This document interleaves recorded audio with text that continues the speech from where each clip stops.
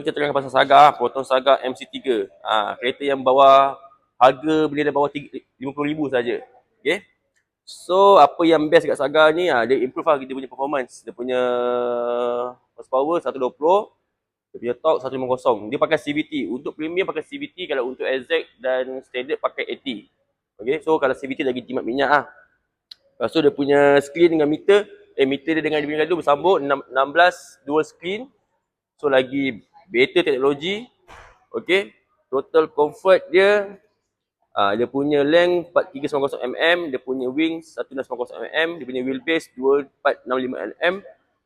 Lepas tu so dia lagi macam besar sikit daripada yang lama, sizing dia. Lepas tu dia punya safety pun baik. Dia ada 6 airbag, ada 9 ada feature yang baru punya. Lepas tu ada FPF. Lepas tu dari segi safety lagi baik daripada yang dulu punya Saga. Okay, lepas tu dia punya design lebih sporty. Dia punya sulaman songket dekat grill tu, lampu full LED depan belakang. 15, dia punya sport pakai 15 inci, 2 tone color. Lepas tu belakang ada LED tail lamp bar. Okay, itu saja Saga.